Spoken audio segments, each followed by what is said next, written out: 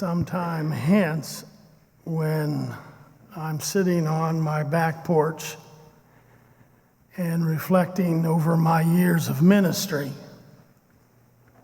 there in that rocking chair, I will remember this week as one of the most grace-filled, charming, tender-hearted experiences that I've ever had. The invitation to come here was for me to learn about affordable housing and how you all have been able to do it over the years. And so this wonderful mix of fellowship. Terry and Ed McFadden took Jane and I out on Wednesday and toured the area. What wonderful fun it was for us to learn about your community. Pam and Dave had us to dinner Friday night, and again, a time of warmth and of fellowship and of laughter and such good fun. And then the learning part about that, of spending time with men who have a love for this church and this community. I spent 2 hours with John Thompson on Wednesday, a historian, a legal mind. And then the next day I spent with Andrew, a practitioner, somebody who kind of knows those ins and outs of how affordable housing works. And then I was able the next day to spend 2 hours with Leland and the visionary, and how what those men were able to instill in me. I exaggerate not. Within moments of when I get back to North Carolina and I sit at my computer, John Thompson taught me something the other day that I am immediately putting into our bylaws. I should pay him $1,000, $2,000. He's not going to get paid, but I should pay him. And Andrew and Leland, I am blessed for what it means to our ministry in North Carolina. You are helping us move into the future. And your wonderful pastors have been so kind. The invitation extended. We feel so undeserved to be here with you. And thank you. Thank you so much. We have enjoyed the hospitality of Cindy and Buck, and their home, their generosity of time has been a blessing to Jane and me. And we thank you, Cindy, and we thank you for taking care of Buck.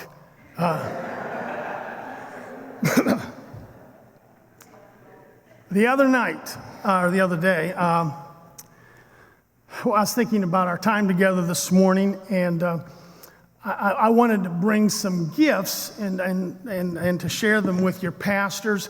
We kind of do that in the South. We're invited out to someone's home, and and we take a gift of appreciation for the invitation. Sometimes, a lot of times it's a bottle of wine. But we were going to eat at Dave and Pam's, and Cindy said to Buck, pick up a pot of Mums so we can take and give to Pam tonight. And 2.5 hours, Buck came back with this.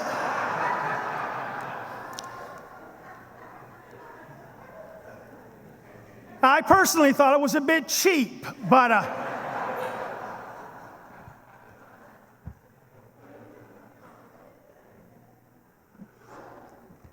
If you will indulge me for a few moments, I have some other gifts I want to give. This first gift is for Beth. It's a broken brick.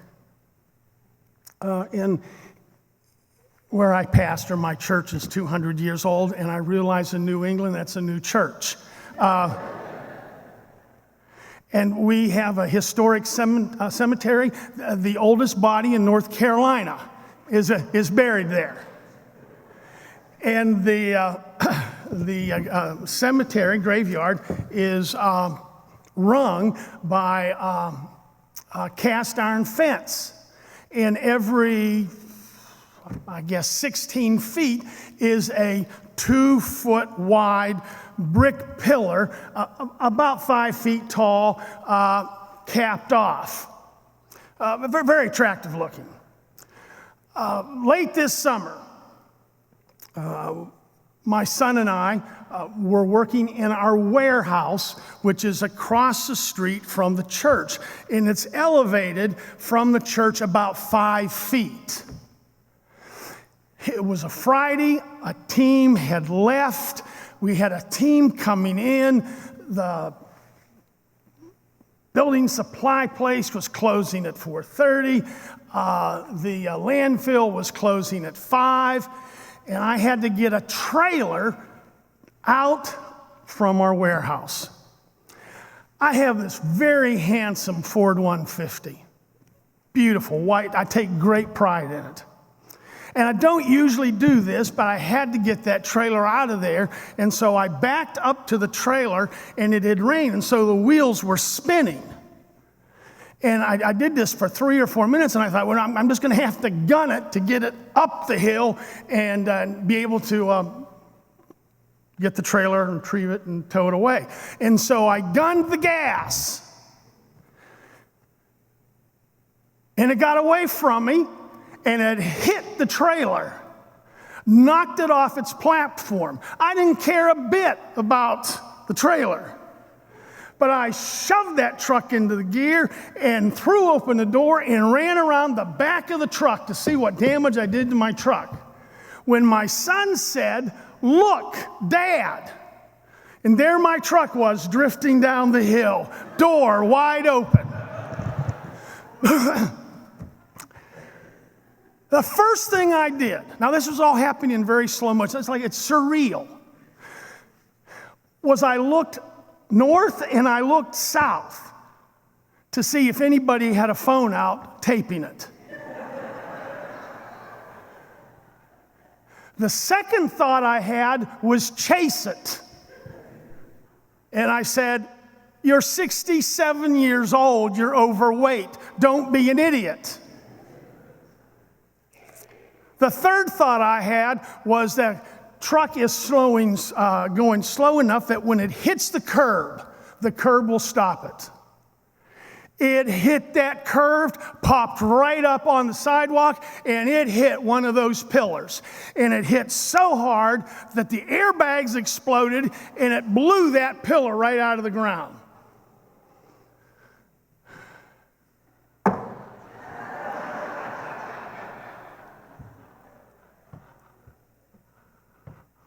It says to Beth, with much gratitude, admiration, and affection.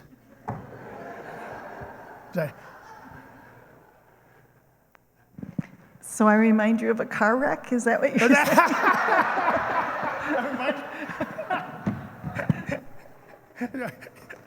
Thank you. Oh, you're welcome.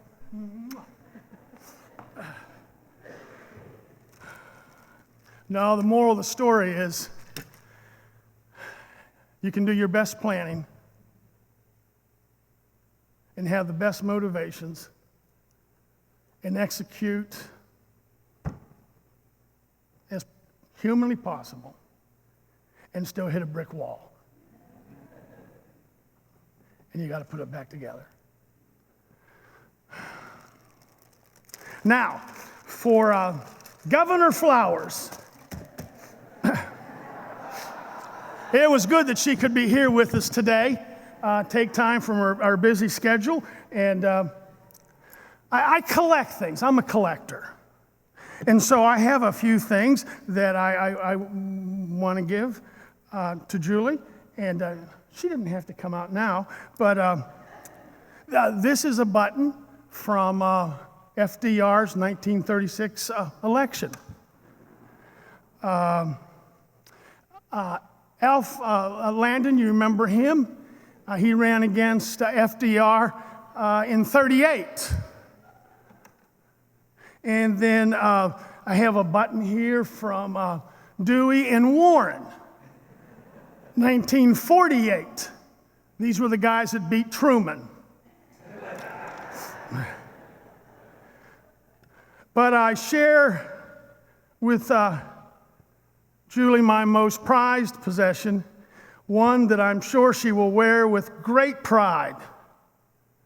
It says George Wallace for president.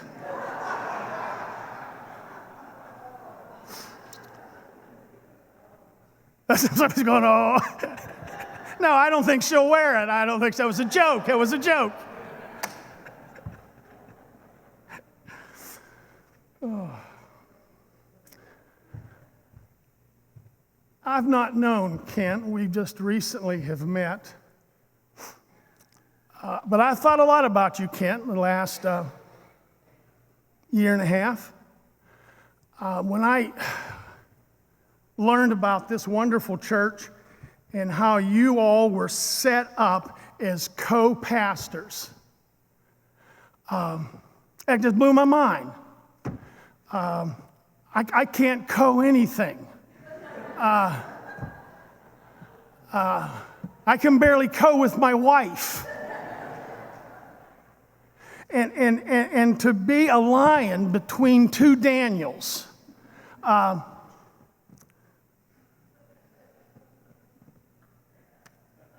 And I want you to know, your wife, Tricia, was down in with us a year and a half ago, and generally she speaks well of you.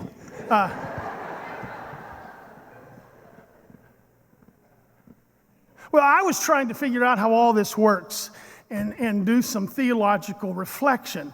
And the way I could figure it out it was like the Holy Trinity. It's a mystery. There's the Father and the Son and the Holy Spirit, and somehow it works. And I was explaining this, and Pam jumps up and said, that's exactly what we told the executive minister. But I have a couple of gifts for you.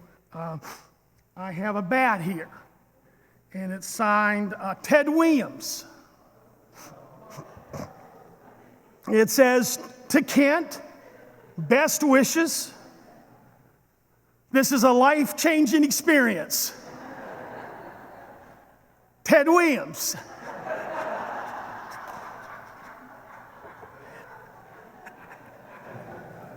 Ted's been dead a long time. I got it off one of those internet, memorabilia sites. And then they sent me this box of Kleenexes, and it says, well, this is because, the Red Sox lost, and so there's tears. But there'll be tears of joy when the Yankees win the World Series. Oh. And so this one says, to Kent, best wishes. This is a life-changing experience. Ted Williams.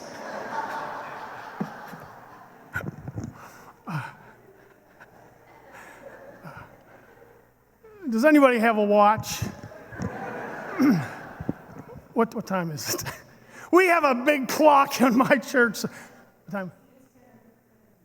It's 10 of noon. Oh.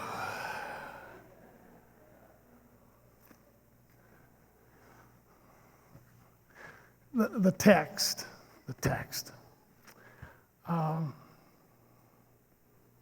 Pick up your cross and follow me. In the church, oftentimes people say things like, my boss is really getting to me. It's a cross I bear. They have a rowdy teenager, and I say that's a cross I bear, or they get a negative or a positive health x-ray, and they say, my cancer, that's the cross I bear. And theologically, that's not right. That's not correct. If you want to build a paradigm for that, you go to 2 Corinthians, where Paul talks about the thorn in the flesh. Said he prayed thrice, 3 times. Well, we don't know. Scholars don't know what he prayed to be cured of. Scholars tend to think it had to do with blindness, simply because in his epistle, one point he said, I now take pen in hand, and they think that he had a trouble with his eyesight. No, for you and for me, the cross is something that we take up. It's voluntary. We do it because we love Jesus. I tell this when the teams come through. Every Monday morning when there's a team there, your team that was there, they've heard most of this sermon. And I say, when you pick up the bundle of shingles, when you take up the ladder, when you pick up the paintbrush or the drywall board, when you pick it up in the name of Jesus, you are picking up your cross. Areas of sacrifice in which we serve others, serve our God, when we deliberately decide we're picking up our cross. One of the parts that I've thought about the last couple of days is the crosses that churches pick up and deny themselves. Now, I was thinking about my own church, but Neelan told me about the fire and the decision that your leadership made to stay here and be a voice of love and of grace, of being a center of mission and care. It would have been easy to have gone someplace, had 5-10 acres of land, plenty of parking, new facility, but to not deny yourself and stay, to sacrifice, to be in mission. It's picking up the cross. The little church I pastor in North Carolina, doesn't often happen in a Methodist church, but they got mad at the preacher, not me, another guy, and they went to the bishop, and the bishop said, we like your preacher, and if you can't support him, step away from the table. Well, that's politically correct talk. All that means is leave. And so they did. 2/3 of the congregation. They left. And with them, they took 2/3 of the annual income. Well, the bishop and his cabinet, they were trying to figure what to do, and he said, well, nothing can help. Nothing will do. And the bishop said, Jay Clark is the closest thing we have to nothing. That we'll send him.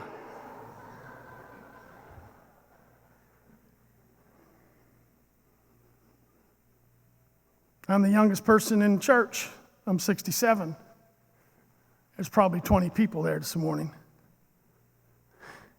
When I got there, we did this long-range plan, and we tried to figure out what we can do to be in ministry. And 2 years went by. We prayed. We would gather around the kneeling rail. God show us and lead us and direct us. And 7 years ago in May, our 3 spiritual giants passed away in consecutive weeks. It was a dark time. And in that moment, somebody asked us if we could just house a work team. And we thought and said, what can a bunch of 76, 77-year-old people do? We can house a work team. And so he opened the doors, and people came. Well, in order to do that, we had to spend some money. I was told the forum this morning we probably spent about $70,000. All we had was $100. Somebody had left the church that. And so we sat down at the trustees meeting and tried to figure it out. We'd already used about 30 or 40,000 since the split. They couldn't take in enough money, so they kept pulling this money down out of this large gift. And so we sat there and we figured it out. We had pencil and paper, and they said, if we keep pulling this down at $15,000 a year just to stay even, we will die in 7 years. And the chairman of the trustees said, if we're going to die, let's die with some dignity. And they took all their money and they moved it to the middle of the table. And they founded Cross. I told the group this morning, if you put together what we've spent in building materials, contractors that we've needed, and put a dollar value on the hours that have been given, we've done about $1.7 million worth of community, investment, love, grace out of a group of people who said, if we're going to die, let's die with some dignity. And they were willing to spend everything they had.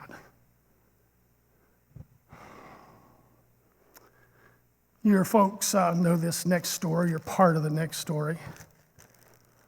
Discipleship, carrying the cross, what does that mean? 2.5 years ago, we had a group from Concord United Methodist Church, Knoxville, Tennessee. Great group. Their specialty is working on individuals' roofs. They've been doing roof jobs for 30 years, Oklahoma, Mississippi, Louisiana, and they found us and they came, and I had them on 3 different roof jobs. And on Tuesday, about noon, I'm home, and I get a phone call, and they said, come quick, Chloe has been electrocuted. Chloe was this beautiful 13-year-old girl, kind of trained in the Southern Cotillion way. And when Jane and I were driving down Route 64 to get to the job site, I was thinking, oh my God, what am I going to tell her parents? And we drove up, and by the time we got there, there were 3 fire departments and rescue squads. They were parked askew all over a 4-lane highway. Ambulance.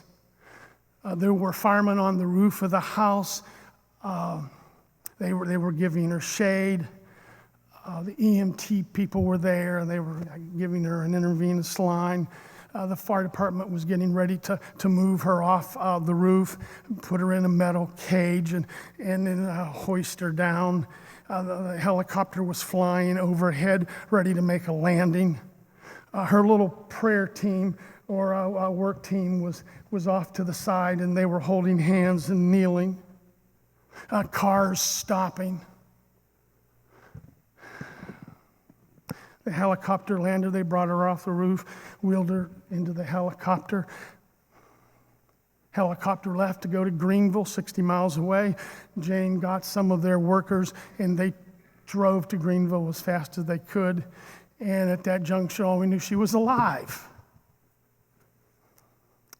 And as the day went on, and as the doctors worked with her, what we found out was that on the roof, the power wire, she was near the edge, and the wind blew the wire, and there was about an inch bare strip on one side.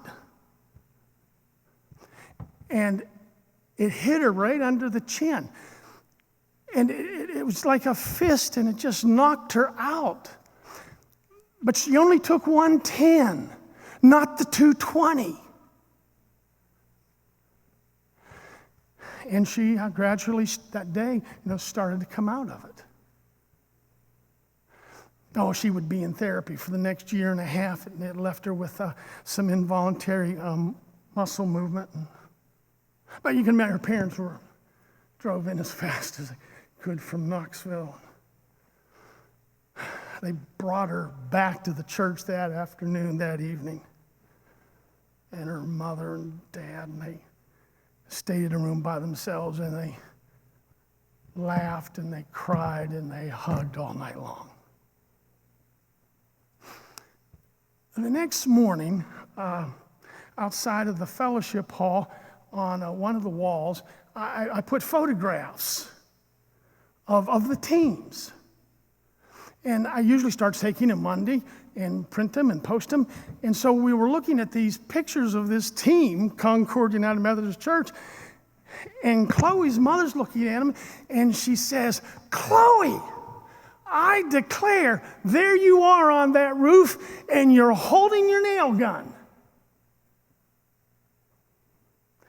And Chloe looks at her and says, "That's not my nail gun. That's my cross."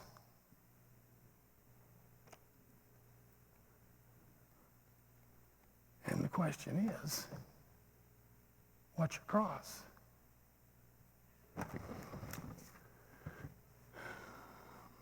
This past January, I was invited to come to Concord and preach.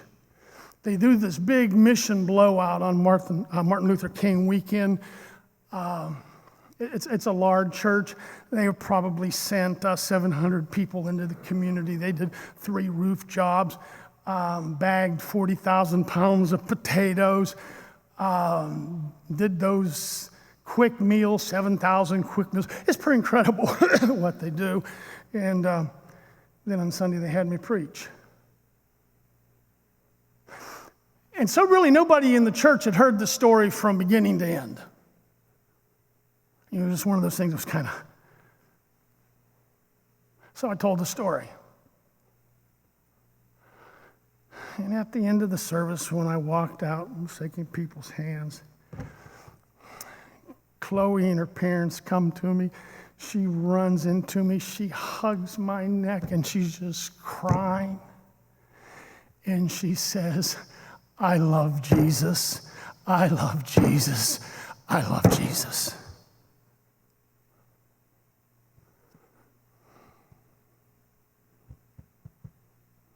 And when everything else is burned away, that's the question, isn't it? Do you love Jesus? Amen.